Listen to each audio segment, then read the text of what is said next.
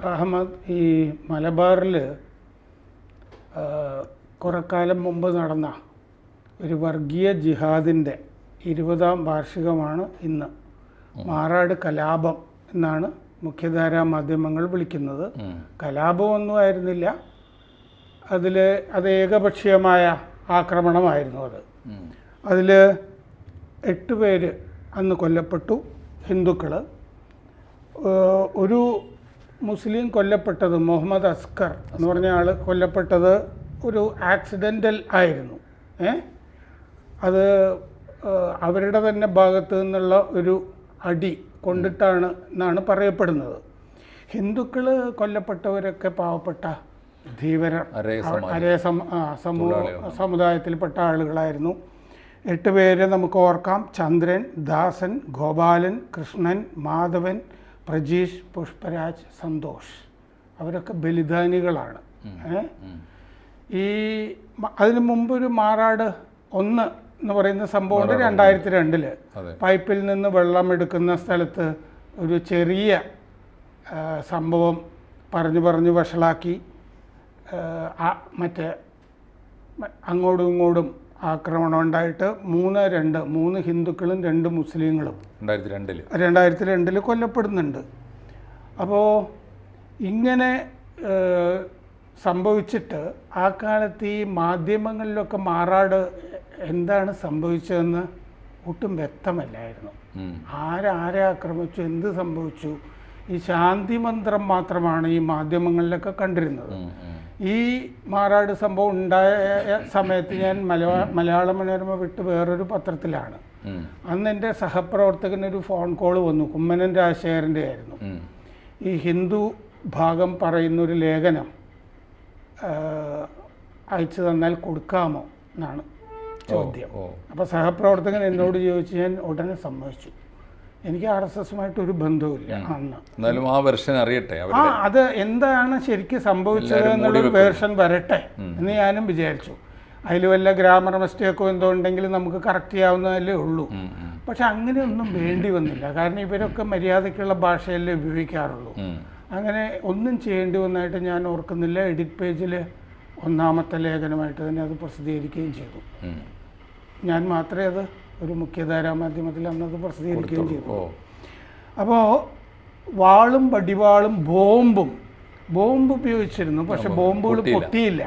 വിശാലമായ വലിയൊരു ആക്രമണമാണ് ഉദ്ദേശിച്ചിരുന്നത്. കാരണം അവിടെയുള്ള ഈ സമുദായത്തെ മുഴുവൻ അന്നിഹിലേഷൻ എന്നൊക്കെ പറയില്ലേ, ഈ ജനസൈഡ് എന്നൊക്കെ പറയുന്ന വിധത്തിലുള്ള ഈ എന്താണ് വംശഹത്യ എന്നൊക്കെ പറയുന്ന തരത്തിലൊരു സാധനമാണ് പ്ലാൻ ചെയ്തിരുന്നത്. അപ്പോൾ ആ ബോംബുകൾ പൊട്ടിയില്ല. വാളുകൾ, വടിവാളുകളൊക്കെയാണ് പിന്നെ ഉപയോഗിച്ചിരുന്നത്. മാത്രമല്ല, ഈ കൊല്ലപ്പെട്ട ആളുകളുടെ സ്വകാര്യ ഭാഗങ്ങൾ ഛേദിച്ച് കളഞ്ഞിരുന്നു. നമ്മൾ മാപ്പിളയിലുള്ള കാലത്തൊക്കെ ഗർഭിണികളെയൊക്കെ കുത്തിക്കീറുക എന്നൊക്കെ പറയുന്നത് പോലെയാണ് ഈ ചെയ്തുകൊണ്ടിരുന്നത്. ഇതിൽ ഇന്ന് വളരെ പാവത്താന്മാരായിട്ടൊക്കെ നടക്കുന്ന ലീഗുകാർ, മുസ്ലിം ലീഗുകാർ പ്രധാനപ്പെട്ട പ്രതിസ്ഥാനത്തൊക്കെ ഉണ്ട്. അവർ ഇടവും ബലവും NDFനെയും PDP ഒക്കെ വെച്ചിട്ടാണ് ഇത് ചെയ്തത്. മാർക്സിസ്റ്റുകളും മോശമൊന്നും ഉണ്ടായിരുന്നില്ല, വേണ്ടത്ര ഒത്താശയൊക്കെ ചെയ്തിട്ടുണ്ട്. കാരണം ഈ കേസിൽ ജീവപര്യന്തത്തിന് ശിക്ഷിക്കപ്പെട്ട 62 പേര് മുസ്ലിം ലീഗുകാരാണ്. അതെ, 62 പേരും മുസ്ലിം ലീഗുകാരാണ്. ഇതിനെ സംബന്ധിച്ച് കമ്മീഷൻ, ജോസഫ് തോമസ് കമ്മീഷനെ വെച്ചിട്ട് കമ്മീഷൻ പറഞ്ഞിട്ടുണ്ട്, ഇത് ക്രൂരമായ കമ്മ്യൂണൽ കോൺസ്പിറസി, വർഗീയ ഗൂഢാലോചനയാണ് എന്ന് പറഞ്ഞിട്ടുണ്ട്. പക്ഷേ അതിൻ്റെ അകത്ത് വിദേശ ഗൂഢാലോചനയ്ക്ക് തെളിവ് കിട്ടിയിട്ടില്ല എന്ന് കമ്മീഷൻ പറഞ്ഞിട്ടുണ്ട്. എന്നാൽ ഷവാസ് എന്നൊരു പാക് പൗരൻ ഇതുമായി ബന്ധപ്പെട്ട് അറസ്റ്റിലായിട്ടോ മറ്റോ കേട്ടിരുന്നു, ഫവാസ്. അത് പിന്നെ പുറത്തു വന്നില്ല. ഈ ഫവാസുമായിട്ട് ആ കാലത്തെ ഒരു യുവനേതാവ് പലതവണ ബന്ധപ്പെട്ടതിന് തെളിവുണ്ട്.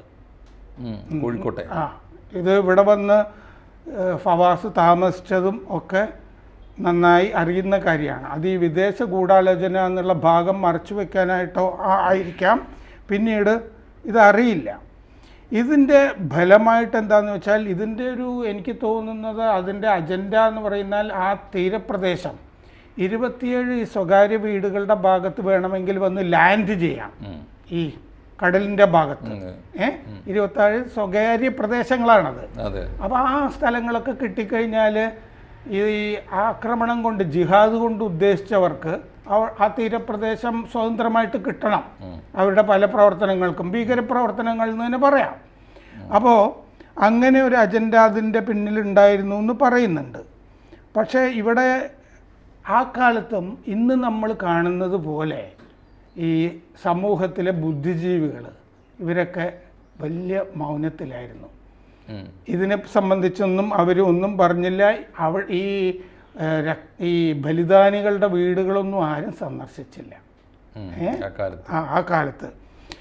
അവർ ഒളവണ്ണയിൽ അന്ന് വേറെ എന്തോ സംഭവം ഉണ്ടായി എന്ന് പറഞ്ഞിട്ട് അങ്ങോട്ടൊക്കെ പോയിരുന്നു രാഷ്ട്രീയ നേതാക്കളുമൊക്കെ. ഇത് കഴിഞ്ഞ് താമസിയാതെ 2003 ഓഗസ്റ്റ് 11 മേധാ പട്കർ ഇവിടെ വന്നിരുന്നു. മേധാ പട്കർ വന്നിട്ട് ഇവിടെ ഗുജറാത്തിൽ നടന്ന ആക്രമണത്തിനെ പറ്റി ആണ് സംസാരിച്ചത്. ഇതിനെപ്പറ്റി ഒന്നും പറഞ്ഞില്ല. അവർ ഇറാഖ് യുദ്ധവും പരാമർശിച്ചു. മാറാടിനെ പറ്റി മൗനം പാലിച്ചു. ഈ മാറാട് ഇങ്ങനെ സ്വതന്ത്രമാക്കുക എന്നുള്ളത് പുതിയ കാര്യമൊന്നുമല്ലായിരുന്നു. 1954 അവിടെ ഇതുപോലൊരു സാഹചര്യം ഉണ്ടായിരുന്നു. എന്താണെന്ന് വെച്ചാൽ 1954 മാർച്ച് 28 മാറാടിനോട് ചേർന്നുള്ള നടുവട്ടം ക്ഷേത്ര എഴുന്നള്ളിപ്പ് ആക്രമിച്ചിരുന്നു. 54 നടുവട്ടം കലാപം തന്നെയാണ് പറയുന്നത്. അത് ചരിത്രത്തിലുണ്ട്. അതെ, ആക്രമിച്ചിരുന്നു. 1952 ഒക്ടോബറിൽ പയ്യോളിയിൽ ഗോസംരക്ഷണ സമിതി പ്രസിഡന്റിനെ കൊന്നിരുന്നു. പയ്യോളി സംഭവം 52. അതെ, കൊന്നിരുന്നു. 3 മാസത്തോളം പിന്നെ അക്രമ പരമ്പരയുണ്ടായി അവിടെ. 1958 മണത്തല, ചാവക്കാട് മണത്തല വിശ്വനാഥ ക്ഷേത്രത്തിൻ്റെ എഴുന്നള്ളിപ്പിനെതിരെ പ്രചാരണം 1 കൊല്ലത്തോളം ശക്തമായി നടന്നുകൊണ്ടിരുന്നു. ചാവക്കാട് എന്നൊക്കെ പറയുന്നത് സാമൂതിരിയുടെ പഴയ പ്രദേശമാണല്ലോ. അപ്പോൾ ഇതിൻ്റെ പരിണത ബലം എന്താണെന്ന് വെച്ചാൽ മാറാട് നിന്ന് മറ്റേ ജിഹാദികൾ പ്രതീക്ഷിച്ചതുപോലെ 130 ഹിന്ദു കുടുംബങ്ങൾ പലായനം ചെയ്തു അവിടുന്ന്. 65 കിലോമീറ്റർ നീളമുണ്ട് ബീച്ചിന്. ഈ സ്വതന്ത്രമാകണം എന്ന് വിചാരിക്കുന്നത് പൊന്നാനി തൊട്ട് മാറാട് വരെ ഈ 50 കൊല്ലം കൊണ്ട് ഏതാണ്ട് ഈ തീരപ്രദേശമൊക്കെ വൃത്തിയാക്കി എടുത്തു എന്നാണ് ഈ ജിഹാദികളൊക്കെ കരുതുന്നത് എന്നാണ് ഞാൻ വായിച്ചിരിക്കുന്നത്. അതങ്ങനെ വിമുക്തമായോ എന്നൊന്നും എനിക്ക് തോന്നുന്നില്ല, വിമുക്തമായും തോന്നുന്നില്ല. കാരണം തിരിച്ചടികളൊക്കെ കിട്ടുന്നുണ്ടല്ലോ പല സ്ഥലത്തും. പിന്നെ വെള്ളിയാഴ്ച അരയന്മാർ മീൻ പിടിക്കാൻ പോകുന്ന ഏക കേരള തീരമാണത്രേ മാറാട്. മറ്റ് സ്ഥലങ്ങളിലൊക്കെ വിലക്കുണ്ട് എന്നും ഞാൻ ഒരു എഴുതപ്പെടാത്ത അലിഖിതമായ ഫത്വ മറ്റ് തീരങ്ങളിൽ വെള്ളിയാഴ്ചകളിൽ ഉണ്ട് എന്നാണ് പറയപ്പെടുന്നത്.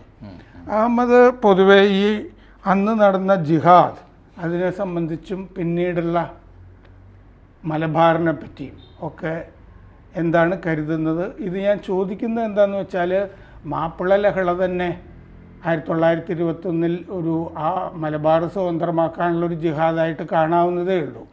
കാരണം ഈ KT ജലീലിൻ്റെ ഒരു മണ്ടൻ PhD തീസിസിൽ പറയുന്നത് പോലെ വാര്യൻ കുന്നത്ത് കുഞ്ഞഹമ്മദ് ഹാജി മലയാള രാജ്യം എന്നൊരു രാജ്യം ഉണ്ടാക്കാനൊന്നുമല്ല ഉദ്ദേശിച്ചിരുന്നത്. അതിൻ്റെ പേര് ദൗള എന്നാണെന്ന് R.H. ഹിച്ച്കോക്കിൻ്റെ ചരിത്രത്തിൽ ഞാൻ വായിച്ചിട്ടുണ്ട്. ആ ചരിത്രം ഓരോ അക്ഷരവും മനസ്സിരുത്തി വായിച്ചതാണ്. അതുകൊണ്ടാണ് ഈ ഉടനെ പറയുന്നത്.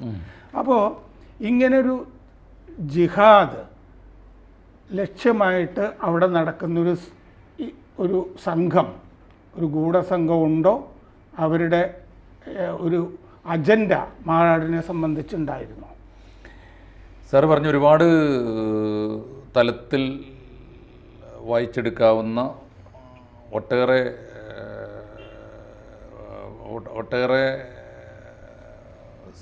അംശങ്ങൾ ഉൾക്കൊള്ളുന്ന ഒന്നാണ് മറാഠ് കലാപം.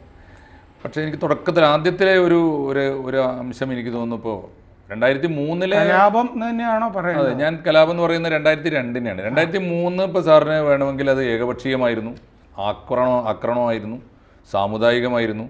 അതിൽ ഇരകളായി തീർന്ന മനുഷ്യരുടെ പക്ഷത്ത് നിന്ന് അവരെ ബലിദാനികൾ എന്ന് ഒരു ഹിന്ദു വികാരത്തിൽ നിന്നുകൊണ്ട് പറഞ്ഞാൽ തെറ്റുമല്ല, അതിനൊന്നും ഞാനെതിരല്ല. പക്ഷേ ഈ 2002 ആലോചിക്കേണ്ട ഒരു കാര്യം എന്ന് വെച്ചാൽ ഈ കോഴിക്കോട് ജില്ലയിൽ സാർ ശ്രദ്ധിച്ചിട്ടുണ്ടോയെന്നറിയില്ല, കോഴിക്കോട് ജില്ലയിലെ രാഷ്ട്രീയം തന്നെ വർഗീയമാണ്. പല പ്രദേശങ്ങളിലും അക്ഷരാർത്ഥത്തിൽ വർഗീയമാണ്. ഇപ്പോൾ ഉദാഹരണത്തിന് മാറാട് കലാപത്തിൽ എന്തായിരുന്നു, മാറാട് കലാപത്തിൽ എന്താണ് CPM-നുള്ള ബന്ധം എന്നൊരു ചോദ്യം ഉണ്ടല്ലോ. മഹാഭൂരിപക്ഷം മിക്ക പ്രദേശങ്ങൾ എന്താണ് നമ്മുടെ നാദാപുരം പ്രശ്നം. നാദാപുരം പ്രശ്നം വളരെ കൃത്യമാണ്. അതിന് വേണമെങ്കിൽ ഇവർ മാർസിയൻ ഭാഷയിൽ അതിനെ വർഗ്ഗസമരം എന്ന് വിളിക്കാം. പാവങ്ങളായ തെങ്ങുകയറ്റ തൊഴിലാളികൾ മുഴുവൻ അവിടുത്തെ ഈഴവന്മാർ, ഇപ്പോൾ അവിടുത്തെ തീയന്മാർ ഈഴവന്മാരായ മനുഷ്യരാണ്, ഹിന്ദുക്കളാണ്, അവർ കാവും വിശ്വാസവും ഒക്കെ ഉള്ള മനുഷ്യരാണ്, കൃത്യമായി ശബരിമലയ്ക്ക് പോകുന്നവരാണ്, ഒക്കെയാണ്. അവരാണ് അവിടുത്തെ CPM. കണാരേട്ടനാണ് നേതാവ്. നിർഭാഗ്യവശാൽ അവിടുത്തെ പരമ്പരാഗത പ്രമാണിമാരൊക്കെ മുസ്ലിം ഹാജിയന്മാരാണ്. പിൽക്കാലത്തെ പുതിയ സമ്പദ്ഘടനയിൽ ഗൾഫ് പണം വന്നതും ആ വീടുകളിലേക്കാണ്. അവരുടെ മക്കളുടെ മക്കളും ഒക്കെ ഗൾഫിലാണ്. അവർ ഈ ആധുനിക സൗകര്യങ്ങളിലും ആഡംബരങ്ങളിലും ചെത്തിപ്പറക്കുന്ന വലിയ കൊട്ടാരങ്ങളിൽ വാഴുന്നു. മറ്റവരിപ്പോഴും സാമ്പത്തികമായി തെങ്ങിൻ ശങ്കരൻ ഇപ്പോഴും തെങ്ങിൻ്റെ മുകളിൽ തന്നെയാണ്. ആ ഒരു സംഘർഷം ഉണ്ടല്ലോ, സാമ്പത്തികമായൊരു സംഘർഷം. അതിന് വേണമെങ്കിൽ നമ്മുടെ ഭാഷയിൽ വർഗ്ഗസമരം എന്ന് പറയാം. ഈ സാമ്പത്തിക സംഘർഷം എപ്പോഴും വർഗീയമാണ്. കണാരേട്ടൻ എപ്പോൾ CPM-ന് വേണ്ടി, സഖാക്കൾക്ക് വേണ്ടി സംസാരിക്കുന്നുവോ അപ്പോഴൊക്കെ അറിഞ്ഞോ അറിയാതെയോ അത് മുസ്ലിങ്ങൾക്കെതിരായി വായിക്കപ്പെട്ടിട്ടുണ്ട്. അപ്പോൾ അതുകൊണ്ട് നാദാപുരത്തെ പൊളിറ്റിക്സ് പോലെ തന്നെയാണ് കഴിഞ്ഞ ഈ സമ്പദ്ഘടനയിൽ ഇല്ലാന്നേ ഉള്ളൂ.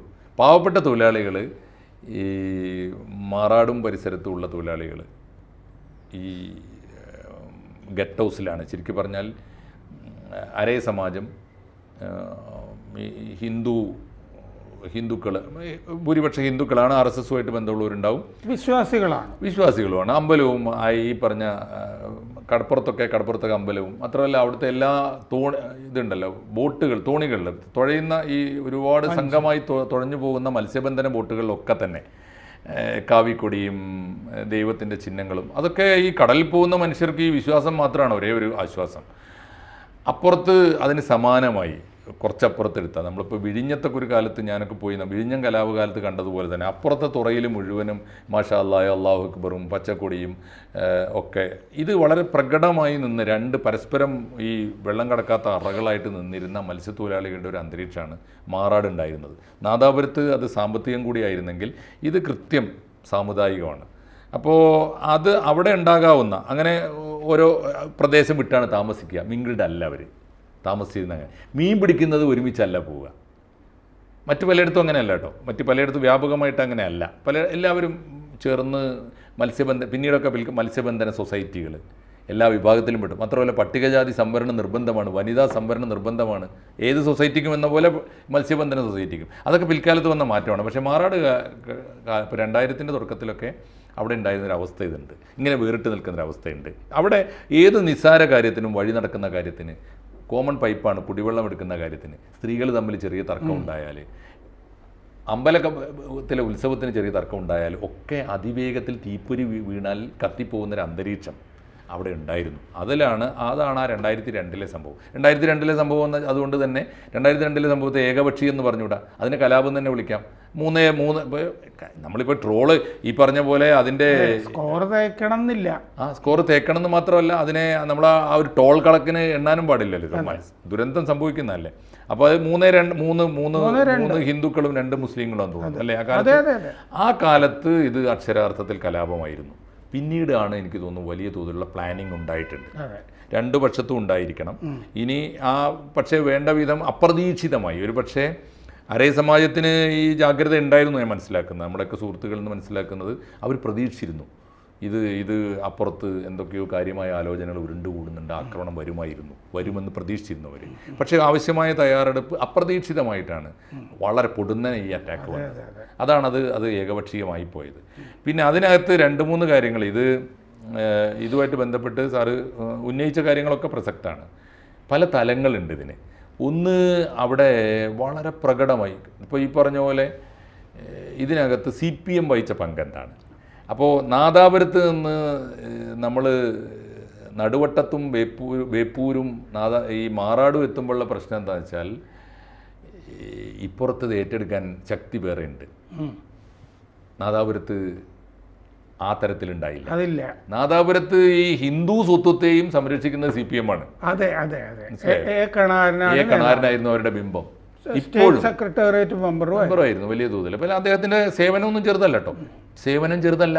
അദ്ദേഹം നടത്തിയ പോരാട്ടങ്ങൾ, ചെക്കൻ വിളിക്കെതിരായിട്ട് അദ്ദേഹം സമരം ചെയ്തിട്ടുണ്ട്. സാറിന് ഓർമ്മയുണ്ടോ എന്നറിയില്ല. എന്താ വെച്ചാൽ ഞാൻ ഇപ്പോൾ ഒരു മുസ്ലിം ഒരു വീട്ടിലെ കുട്ടിയാണെങ്കിൽ എൻ്റെ മോൻ പുന്നാര മോൻ അവിടെ പണിക്ക് വരുന്ന വന്യവയോധികനായ മനുഷ്യൻ്റെ ചെക്കാന്ന് വിളിക്കും. അവൻ്റെ മക്കളെ ആക്ഷേപിക്കും. ചെക്കൻ വിളിക്കെതിരായി സമരം നടന്നു എന്നൊക്കെ പറഞ്ഞാൽ അനിവാര്യമായ സമരമാണത്. സാമൂഹ്യമായ വലിയ പ്രസക്തിയുള്ള സമരമാണ്. പക്ഷേ നയിച്ചത് CPM ആണ്. പക്ഷേ അത് ഫലത്തിൽ അത് വർഗീയമായി ആയ ഒരു കണ്ടന്റ് അതിനുണ്ടായിരുന്നു. ഇവിടെ തിരിച്ചാണ്. ഇവിടെ CPM രാഷ്ട്രീയമായി CPM മൊത്തത്തിലെടുക്കുമ്പോൾ വലിയ ശക്തിയാണ്. പക്ഷേ CPMൻ്റെ ശക്തി അന്നത്തെ ഒരു സാഹചര്യത്തിൽ അവിടുത്തെ മുസ്ലിം മുക്കുവന്മാരും മുസ്ലിം കമ്മ്യൂണിറ്റിയാണ്. അതുകൊണ്ട് ഇപ്പുറത്ത് ഒരു ഹിന്ദു ഐഡൻറ്റിറ്റിയോട് കൂടിയിട്ട് അരയ സമാജം രംഗത്ത് വന്നപ്പോൾ അവിടുത്തെ ഉള്ള നിസ്വാർത്ഥരായ ചില നേതാക്കളൊക്കെ ഉണ്ടായിരുന്നു കേട്ടോ. അന്ന് സുരേഷ് എന്ന് പറഞ്ഞൊരാളുണ്ട്. സുരേഷ് എന്നാണ് നേതാവ് ഉണ്ടായിരുന്നു. നിസ്വാർത്ഥനാണ്. ഈ ആത്മാർത്ഥമായൊരു സമുദായ സ്നേഹമൊക്കെ ഉണ്ടല്ലോ, അവരുടെ ഉന്നമനത്തിന് വേണ്ടി എന്തും ത്യജിക്കാൻ തയ്യാറുള്ള മനസ്സൊക്കെ ഉണ്ടായിരുന്നു. അങ്ങനെ ഉണ്ടായി വരുമ്പോൾ അപ്പുറത്ത് മുസ്ലിം സെൻറ്റിമെൻസിൻ്റെ കൂടെ നിൽക്കുക അല്ലാതെ CPMന് വേറെ ഓപ്ഷനില്ല. അങ്ങനെ സംഭവം ഇതിനകത്തുണ്ട്.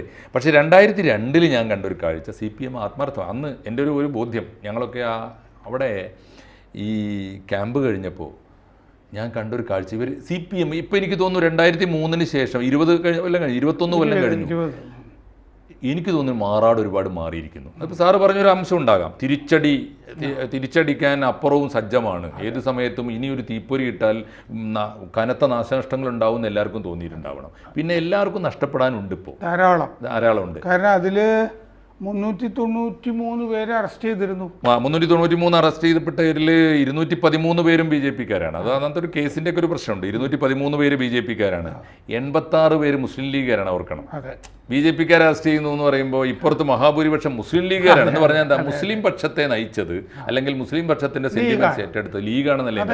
ബാക്കി ഇപ്പോൾ വേറൊരു കാര്യം, ചർച്ചകളിലൊക്കെ പലപ്പോഴും കാണുന്നത് അഹമ്മദിനെയൊക്കെ ആണ്. ചർച്ചയുണ്ടായിരുന്നു. അഹമ്മദിന്റെ സ്വന്തം ആളായിരുന്നു MC മൈൻ ഹാജി എന്ന് പറയുന്ന അദ്ദേഹത്തിന്. അവിടുത്തെ ഇതിൽ വേറൊരു കാര്യം കൂടി നമുക്ക് ചർച്ച ചെയ്യേണ്ടതുണ്ട്. സാറ് പറഞ്ഞല്ലോ, ഇപ്പോൾ ഇവാക്വേറ്റ് ചെയ്യാൻ പറഞ്ഞ ഈ ഒരു പോളിസി ഇതിനകത്ത് എല്ലാ കലാപങ്ങൾക്ക് പിന്നിലും അങ്ങനെ ഒരു അജണ്ട ഉണ്ടാകും. അത് ജിഹാദിന്റെ അജണ്ടയാണോ, പക്ഷേ അതോ വേണമെങ്കിൽ ഒരു പുതിയ അതെന്ന് പറഞ്ഞ എക്കണോമിക് ജിഹാദായിരുന്നു അതിൻ്റെ പിന്നിലുണ്ടായിരുന്നത്. അപ്പോൾ പലപ്പോഴും ചില പ്രദേശങ്ങൾ ഒഴിപ്പിച്ചെടുക്കാൻ, ഇപ്പോൾ മണിപ്പൂർ കലാപത്തെക്കുറിച്ച് അങ്ങനെ ആക്ഷേപമുണ്ട് സാറേ. കോർപ്പറേറ്റ്സിന് ചില മേഖലകൾ ഒഴിപ്പിച്ചെടുക്കാനുള്ള അജണ്ട മണിപ്പൂരിൽ കലാപം ഉണ്ടാക്കിച്ചതിൻ്റെ പിന്നിൽ ഉണ്ട് എന്ന് പറയുന്നുണ്ട്. ഞാൻ പറയുന്നത് ഗവൺമെൻറ്റുകളൊന്നും അറിഞ്ഞോളണമെന്നില്ല കലാപം. അതിൻ്റെ പിന്നിൽ പണം ഇറക്കാനും ആയുധങ്ങൾ കൊണ്ടു കൊടുക്കാനും പരസ്പരം കത്തിക്കാനും ഒക്കെ ഉള്ളത് പറയാമോ എന്ന് അറിഞ്ഞുകൂടാ. ആസാമിലൊക്കെ പലപ്പോഴും ഈ ഉൾഫയ്ക്ക് ടാറ്റ പൈസ കൊടുത്തിരുന്ന ആക്ഷേപമാണ് ഞാൻ എവിടെയോ വായിച്ചിരുന്നു. സാറിന് കുറെ കൂടി ഷാർപ്പായിട്ട് അറിയുമായിരിക്കും അത്. ഞാൻ പറയും, ഈ കലാപങ്ങൾക്ക് പിന്നിൽ എപ്പോഴും അങ്ങനെ അജണ്ടയുണ്ട്. ഒഴിപ്പിച്ചെടുക്കാൻ എളുപ്പമല്ലാത്തടത്ത് ആളുകളെ ഒഴിപ്പിക്കാനുള്ള മാർഗ്ഗം അവരെ അരക്ഷിതരാക്കുക എന്നുള്ളതാണ്. ആ അജണ്ട അവിടെ ചില, പ്രത്യേകിച്ച് ആ കാലം ഓർമ്മയുണ്ടല്ലോ, കുഞ്ഞാലിക്കുട്ടിയൊക്കെ കത്തിക്കയറി വ്യവസായം അവർക്ക് ബേപ്പൂരിൻ്റെ എനിക്ക് തോന്നുന്നു അവിടെ ഇപ്പോൾ അവിടെ ഈ വിദേശത്ത് നിന്ന് ജിഹാദികൾക്ക് വന്നിട്ട് ആയുധങ്ങൾ ഇറക്കി വലിയ കലാപം ഉണ്ടാക്കുക എന്നതിനേക്കാളും വലിയ അജണ്ട, ആയുധങ്ങൾ കൊണ്ടുവരുന്നതിനേക്കാൾ ഉണ്ടാകാമായിരുന്ന ഒരു അജണ്ട കള്ളക്കടത്തിൻ്റെ അജണ്ട. അത് കോഴിക്കോട്ട് മനഃപൂർവ്വം പറയാതിരുന്നാണ്. അതുണ്ടാവാനുള്ള സാധ്യത അന്ന് പറഞ്ഞിരുന്നു. അവർക്ക് വലിയ താവളങ്ങൾ ആവശ്യമുണ്ട് അവിടെ. മാത്രമല്ല കോഴിക്കോട്ടേക്ക്, അതുകൊണ്ടാണ് ഞാൻ നേരത്തെ 26 സ്വകാര്യ സ്ഥലങ്ങളിൽ ലാൻഡ് ചെയ്യാമെന്ന് ഞാൻ പറഞ്ഞത്. കാരണം അവരുടെ 26 സ്പോട്ടുകൾ അത് ഐഡന്റിഫൈഡ് ആണ്. അത് അത്തരം അജണ്ട, ആ അജണ്ടയിലേക്കൊന്നും പിന്നീട് ഇപ്പോൾ CBI അന്വേഷണം വളരെ വൈകി പോയതുകൊണ്ട് തന്നെ തെളിവുകളൊക്കെ തന്നെ നഷ്ടപ്പെട്ടു. എനിക്ക് തോന്നുന്നു 16 കഴിഞ്ഞിട്ടാണ് CBIക്ക് പോയത്. 2009 ആദ്യത്തെ അന്വേഷണ കമ്മീഷൻ റിപ്പോർട്ട് ചെയ്യുക, ജോസഫ് തോമസിൻ്റെ വന്നത്. അതിനകത്താണ് ഈ പ്രതികൾ വന്നത്. ഇതിൻ്റെ വേറൊരു ന്യൂമറിക്സ് ഒന്ന് കൂട്ടി നോക്കൂ. ശരിക്ക് നമ്മൾ പറയുന്നത്, ഇപ്പോൾ വർഗീയ കലാപം എന്ന് സർക്കാർ പോലീസ് വിളിക്കുന്ന ഒരു കലാപം നടന്നു. നമ്മളതിനെ ഇപ്പോൾ വേണമെങ്കിൽ ഇപ്പോൾ സാറിൻ്റെ വെർഷൻ അനുസരിച്ച് ഇപ്പോൾ 2013 അറ്റാക്ക് ഏകപക്ഷീയമായതുകൊണ്ട് അതൊരു ജിഹാദി ആക്രമണമായിരുന്നു എന്നും 2003 അപ്പോൾ അത് ഏകപക്ഷീയമായിരുന്നതുകൊണ്ട് അതിനെ ജിഹാദി എന്ന് ഹിന്ദു പക്ഷത്തു നിന്ന് വിളിച്ചാൽ തെറ്റല്ല. ഇപ്പം അതിൻ്റെ ഒരു ബാലൻസും കൂടി കൂട്ടി നോക്കൂ. ഈ പ്രതികളാക്കപ്പെട്ട 393 പേര്, ഏതാണ്ട് 400ഓളം പേര് അതിൽ 200-ലേറെ BJP-ക്കാരാണ്. ഓക്കെ, അപ്പുറത്തെ കണക്കൊന്ന് എടുത്ത് നോക്കൂ. മുസ്ലിം ലീഗുകാർ 86 പേര്, CPM-മാർ 78. അത് രണ്ടും കൂടി കൂട്ടുവെക്കുമ്പോൾ ഏതാണ്ട് ബാലൻസ് വെക്കുന്നില്ലേ? ഇതാണ് അവിടുത്തെ ചിത്രം. മുസ്ലിം ലീഗും CPM-നും ഷെയർ ചെയ്യാനുണ്ടായിരുന്നത് മുസ്ലിം സെൻറ്റിമെൻറ്റ്സ് ആണെന്നുള്ള പ്രശ്നമുണ്ട്. എളമരം കരീമൊക്കെ അന്ന് അതിനകത്ത് എടുത്തിരുന്ന താല്പര്യം.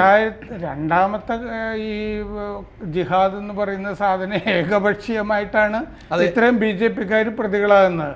അവിടെ ഈ ആളുകൾ തന്നെ ഉണ്ടായിരുന്നില്ല. ഇല്ല തിരിച്ചടിക്കാൻ ആളുണ്ടായിരുന്നില്ല.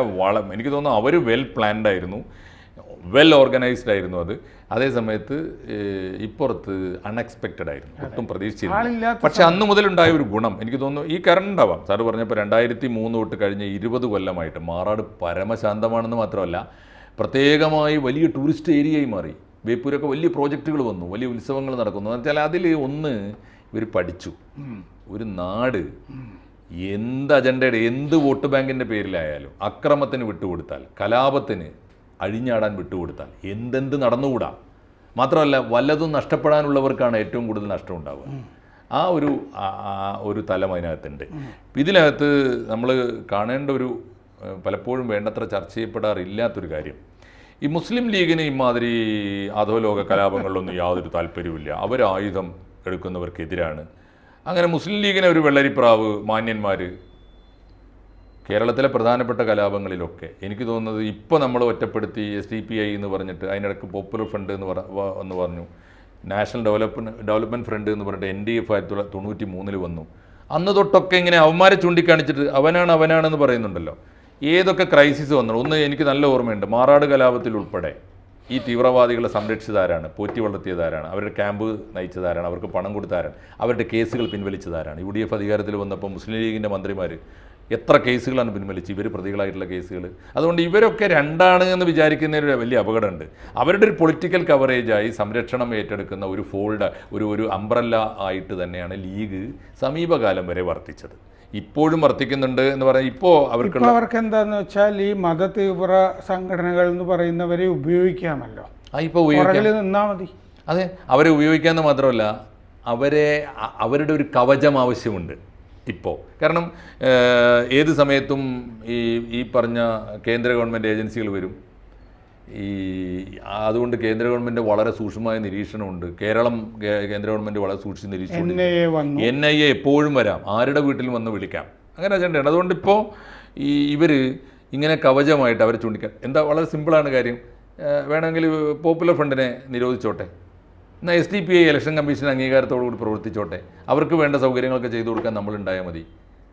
ഇങ്ങനെ ഇപ്പോൾ ആലോചിച്ച് നോക്കൂ. SDPI എന്ന് പറയുന്ന മുസ്ലിം ലീഗ് SDPIക്ക് എതിരാണ്, തീവ്രവാദത്തിനെതിരാണ്. KM ഷാജിയൊക്കെ പ്രസംഗിക്കുന്നത് നമ്മൾ കേട്ടതാണ്. പക്ഷേ ആ SDPI പരസ്യമായി UDF-ന് പിന്തുണ കൊടുത്തല്ലോ. ജമാഅത്തെ ഇസ്ലാമി എന്തോ ഇസ്ലാമിക രാഷ്ട്രവാദികളാണ്. രണ്ട് ചോദ്യം മുസ്ലിം ലീഗ്. അത് അന്ന് സതീശൻ ഞങ്ങൾക്ക് പിന്തുണ വേണ്ടെന്ന് പറഞ്ഞെങ്കിലും കുഞ്ഞാലിക്കുട്ടി പറഞ്ഞിട്ടില്ല, മിണ്ടിയിട്ടില്ല. ഇനി ആശയപരമായി തന്നെ അവർ നേരിടുന്ന ഒരു ചോദ്യമുണ്ട്. ഇവരുടെയൊക്കെ ബേസ് പൊളിറ്റിക്കൽ ഇസ്ലാം ആണല്ലോ. സൗകര്യം വരട്ടെ, അതുവരെ നമുക്ക് മിണ്ടാതിരിക്കാം. ഒരു കാലത്ത് മിണ്ടിയിരുന്നു. അപ്പോൾ ഒറ്റപ്പെട്ടു പോയപ്പോൾ സ്വീകരിക്കുന്ന ഒരു സ്ട്രാറ്റജിയാണ് സൗകര്യം വരട്ടെ, ഇന്നല്ലെങ്കിൽ നാളെ നമുക്കൊരു ഇസ്ലാമിക രാഷ്ട്രം സ്ഥാപിക്കാം എന്നാണല്ലോ പറയണത്. മുസ്ലിം ലീഗ് ഏറ്റവും ചുരുങ്ങിയത് ഒരിക്കലെങ്കിലും കേരളത്തോടും ഇന്ത്യയോടും പറയണം, ഇന്നല്ല ഒരു നാളും ലോകാവസാനം വരെ എന്തെന്ത് സൗകര്യങ്ങൾ വന്നാലും ഈ നാട് ഇസ്ലാമിക രാഷ്ട്രമാകാൻ പാടില്ല എന്ന് പറയണ്ടേ. ഹിന്ദു രാഷ്ട്രത്തെ മാത്രം ഏകപക്ഷീയമായി പറഞ്ഞുകൊണ്ടിരുന്നാൽ പോരല്ലോ. അങ്ങനെ പറയാൻ മുസ്ലിം ലീഗിന് ബാധ്യതയില്ലേ? അപ്പോൾ ആശയപരമായി എനിക്ക് തോന്നുന്നു ഇപ്പോഴും ഇവരുടെയൊക്കെ ഉള്ളിൽ ഒരു മേധാവിത്വം ഇപ്പോഴും ഇത്തരം ചിന്താഗതിക്കാർക്കാണ്. അവരുടെ പത്രങ്ങളും അവരുടെ നിലപാടുമാണ് മുസ്ലിം ലീഗിൻ്റെ പോലും കമ്മിറ്റികളിൽ വരുന്നത്. അത് തന്നെയാണ് ഏറിയും കുറഞ്ഞും നമ്മുടെ ഇടതുപക്ഷ കമ്മിറ്റികളെയും ബാധിക്കുന്നത്. അത്തരൊരു തലമുണ്ട്. അപ്പോൾ അതുകൊണ്ട് മുസ്ലിം ലീഗിൻ്റെ നിറപ്പം നാറാത്ത് ബോംബുണ്ടാക്കിയത് ആരായിരുന്നു? ഞാൻ പറയുന്നത് ഇപ്പോൾ കണ്ണൂരിലെ സംഘർഷങ്ങളിൽ പോലും മുസ്ലിം ലീഗ് എവിടെ നിൽക്കുന്നത്? ഇവർ പറയുന്നത് ഇപ്പോൾ CPM-ഉം RSSും തമ്മിലാണ് ഏറ്റുമുട്ടുന്നതെന്ന് പറഞ്ഞല്ലോ. കണ്ണൂരിൽ മുസ്ലിങ്ങളില്ലേ?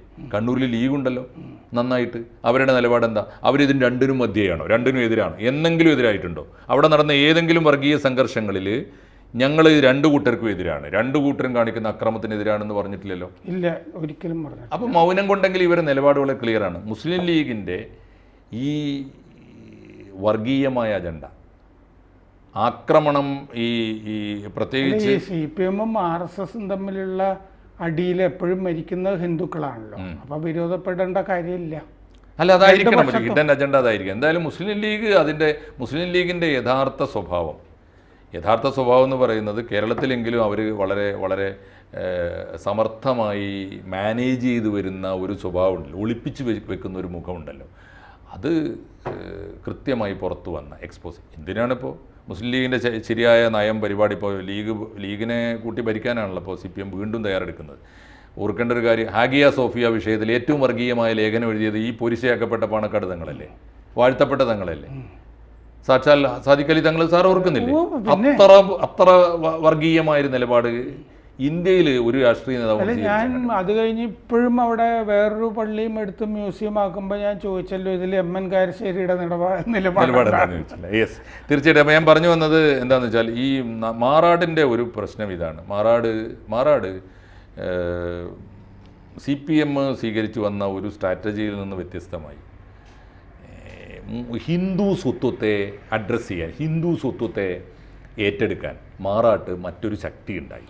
നാദാപുരത്തിൽ നിന്ന് അതായത് ഒരേ ജില്ലയുടെ കോഴിക്കോടിൻ്റെ മലയോരത്ത് നിന്ന് കോഴിക്കോടിൻ്റെ തീരദേശത്തേക്ക് വരുമ്പോൾ ഒരേ കാലത്ത് സംഭവിച്ചൊരു മാറ്റമാണ്. ആ നിലനിൽക്കുന്നുണ്ട്, ആ സോഷ്യൽ സ്ട്രാറ്റ ഇപ്പോഴും നിലനിൽക്കുന്നുണ്ട്.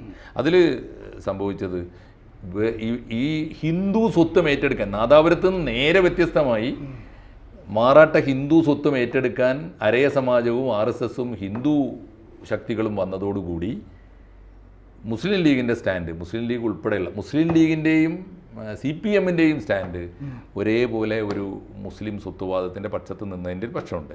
പക്ഷേ CPM പഠിച്ചൊരു വലിയ പാഠം കൂടി ഞാൻ പറയാം. മാറാട് കലാപത്തിന് ശേഷം മാറാട്ട് ദുരിതാശ്വാസ ക്യാമ്പുകൾ തുറന്നിരുന്നു. ഞാൻ 3 ദിവസം പോയിരുന്നു അന്ന്. ഞാൻ അന്ന് പൂക്കാസയുടെയൊക്കെ സ്ട്രീറ്റ് കമ്മിറ്റിയിലൊക്കെ ഉണ്ടായിരുന്നു. അത്ഭുതകരമായ കാഴ്ച. യഥാർത്ഥ കമ്മ്യൂണിസ്റ്റുകാർ കരഞ്ഞിറങ്ങിപ്പോയിട്ടുണ്ട്. എന്താ കാര്യം എന്ന് വെച്ചാൽ അപ്പുറത്ത് മഹല്ല് കമ്മിറ്റിയുടെ ക്യാമ്പ്, മുസ്ലിം ക്യാമ്പ്, അരേ സമാജത്തിൻ്റെ ക്യാമ്പ് സ്വാഭാവികം, അവരതിനകത്ത് ഇരകളും. അപ്പോൾ ഞങ്ങളുടെ ഭാഷയിൽ ഒന്ന് ഹിന്ദു ക്യാമ്പും അപ്പുറത്ത് മുസ്ലിം ക്യാമ്പ്. ഇപ്പുറത്തൊരു ചെറിയ ബോർഡും വെച്ച് കമ്മ്യൂണിസ്റ്റുകാരും തുറന്നു വെച്ചു. എന്നിട്ട് ഞങ്ങളൊക്കെ ഇത് മനുഷ്യൻ്റെ ക്യാമ്പാണ്, ഞാനൊക്കെ വന്ന് അതിൻ്റെ ക്യാമ്പിൻ്റെ മുമ്പിൽ നിന്ന് ആർത്ത് വിളിച്ച് ഇതാ മനുഷ്യൻ്റെ ക്യാമ്പ്. എവിടെ? മനുഷ്യൻ്റെ ക്യാമ്പിലേക്ക് തിരിഞ്ഞു നോക്കാൻ ആളുണ്ടായില്ല. എന്താണ് ഒരു നാട് വർഗീയ കലാപത്തിലേക്ക് വിട്ടുകൊടുത്താൽ, അകത്തും പുറത്തുമുള്ള ഈ ഭീകരശക്തികൾക്ക് നാട്ടിലെ സമാധാനം തീരെഴുതി കൊടുത്താൽ സംഭവിക്കാൻ പോകുന്നത് എന്താണ് എന്ന് കമ്മ്യൂണിസ്റ്റുകാർ പഠിച്ചൊരു പാഠമാണ്. ഒരു പക്ഷേ 2003 ആ പാഠം വലിയ തോതിൽ മാറാടിന് ഗുണം ചെയ്തിട്ടുണ്ട്. ഈ അവിടെ അക്രമത്തിൽ മാറാടിന് ഗുണം ചെയ്തു എന്ന് പറയുമ്പോഴും മുസ്ലിം ലീഗ് പാഠം പഠിച്ചു എന്നും അഹമ്മദ് പറയുമ്പോഴും ഈ CPM പാഠം പഠിച്ചോ? CPM പഠിച്ചിരിക്കും. ഏറ്റവും ചുരുങ്ങിയത് മാറാട് പഠിച്ചിട്ടുണ്ട്. ആ പാഠം അവർ മറ്റുള്ളവർക്ക് പകർത്തുന്നുണ്ടോ എന്ന് എനിക്കറിയില്ല. മാറാട് അവർ പഠിച്ചിട്ടുണ്ടെന്ന് ഇപ്പോൾ അവർ കൂടുതലും ജിഹാദികളോട് അടുത്ത് ചേരുന്നോണ്ട് അത് ആൾ കേരള തലത്തിൽ നമ്മളത് കാണുന്നുണ്ട്. പക്ഷെ മാറാട് ആ പൊളിറ്റിക്സ് അവർ ഇപ്പോൾ ആ രീതിയിൽ എടുക്കുന്നില്ല എനിക്ക് തോന്നുന്നു. കാരണം ഞാൻ മനസ്സിലാക്കിയെടുത്തോളം അവിടുത്തെ ഇപ്പോൾ സാക്ഷാൽ മരുമോനാണല്ലോ അവിടുത്തെ മന്ത്രി, അവിടുത്തെ MLA മരുമോനാണ് മന്ത്രി, റിയാസാണ്. എല്ലാ കാര്യങ്ങളിലും ഞാൻ നോക്കുമ്പോൾ അവിടുത്തെ എല്ലാ കൂടിയാലോചനകളിലും അരയ സമാജമുണ്ട്. അപ്പോൾ ആരെയാണ് ചേർത്ത് നിർത്തേണ്ടത്? ഒരു നാട് സമാധാനത്തിലേക്ക് എല്ലാവർക്കും നീതി, എല്ലാവരുടെയും വിശ്വാസത്തിലെടുത്ത് എല്ലാവരെയും ചേർത്ത് പിടിച്ച് മുന്നോട്ട് പോകുന്ന ഒരു ചിത്രം അവിടെ കാണാനുണ്ട്. അതൊരു വലിയ പാഠമാണ്. അതിൻ്റെ കൂടിയാണ് അവിടെ ഇപ്പോൾ വന്നുകൊണ്ടിരിക്കുന്ന വികസനം. തീർച്ചയായിട്ടും റിയാസ് മിനിസ്റ്റർക്ക് ധനകാര്യമന്ത്രിയുടെ കത്തിയൊന്നും വെക്കാത്ത തരത്തിൽ ഫണ്ട് കിട്ടുന്നുണ്ട്, അതുകൊണ്ട് കൂടിയാവാം. എന്തായാലും വലിയ വികസന പ്രവർത്തനം അവിടെ നടക്കുന്നുണ്ട്. കമ്മ്യൂണലായിട്ടുള്ള ചിന്ത ആളുകളിൽ നിന്ന് പതുക്കെ കുറഞ്ഞു വരുന്നുണ്ട്. സാറ് പറഞ്ഞ പോലെ നടുവട്ടം എൻ്റെ ഓർമ്മയിലുണ്ട്, 54 അല്ലേ, 1954 നടുവട്ടം അന്ന് വലിയ ആദരണീയരായ നേതാക്കളുണ്ടായിരുന്നു. കേളപ്പജി ഉണ്ടായിരുന്നു, ബാഫക്കി തങ്ങൾ ഉണ്ടായിരുന്നു, വലിയ ആളുകളുണ്ടായിരുന്നു. അവർ വന്നിട്ട് ഈ ബാഫക്കി തങ്ങളും കേളപ്പജിയും വന്നിറങ്ങിയിട്ട് പരസ്പരം സംസാരിച്ചാൽ അന്ന് ഏത് കലാപവും തീരുമായിരുന്നു. അത്തരത്തിലുള്ള ആളുകളുണ്ടായിരുന്നു. അവരൊക്കെയാണ് അത് അവസാനിപ്പിച്ചത്. ഇന്നിപ്പോൾ അതില്ല. പക്ഷേ ഇന്ന് അനുഭവങ്ങളിൽ നിന്ന് പഠിച്ച മാറാട് കലാപം ഇനി കലാപത്തെ കാത്തിരിക്കാത്ത, എനിക്ക് 2003 ശേഷം ഞാനൊക്കെ പ്രതീക്ഷിച്ചിട്ടുണ്ട്. 2003 ശേഷം അടുത്ത 5 കൊല്ലത്തേക്കെങ്കിലും ഞങ്ങളൊക്കെ പ്രതീക്ഷിച്ചിട്ടുണ്ട്. എപ്പോഴാണ് അവിടെ തിരിച്ചടിക്കുന്നത്? പൊട്ടുക എന്നുള്ളത്. പൊട്ടിയിട്ടില്ല. വലിയ ആശ്വാസമാണ്. 21 കൊല്ലമായി പൊട്ടിയിട്ടില്ല എന്നുള്ളത്. ഒരു കലാപം ഒരു നാടിനെ എന്ത് പഠിപ്പിക്കണം എന്ന് നമ്മൾ ആഗ്രഹിക്കുന്നുവോ അത് പഠിപ്പിച്ച മണ്ണാണ് മാറാട്. ഇതിൻ്റെ കൂടെ ഈ മുസ്ലിം ലീഗിന് വേണ്ടിയും മായിൻ ഹാജിക്ക് വേണ്ടിയൊക്കെ വാദിക്കാനായിട്ട് RSS BJP ബന്ധമുള്ളൊരു അഭിഭാഷകൻ ഉണ്ടായിരുന്നതായി കേട്ടിട്ടുണ്ട്.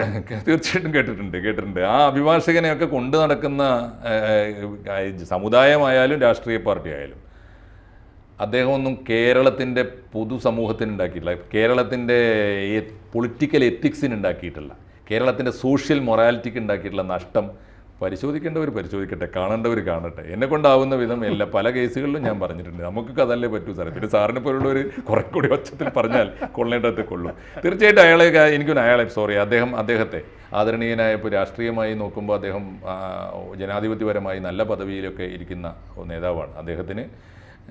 അദ്ദേഹത്തെ പോലുള്ളവരെ നിലക്ക് നിർത്തിയില്ലെങ്കിൽ അദ്ദേഹത്തെ കൊണ്ടു നടക്കുന്നവർക്ക് വലിയ നഷ്ടമുണ്ടാകുമെന്ന് വേണ്ടപ്പെട്ടവർ തിരിച്ചറിയട്ടെ. തീർച്ചയായിട്ടും കൂടുതൽ വാർത്തകളും വിശേഷങ്ങളും നിങ്ങളിലേക്ക് എത്താൻ ABC മലയാളം സബ്സ്ക്രൈബ് ചെയ്യുക, ബെൽ ബട്ടണും അമർത്തുക.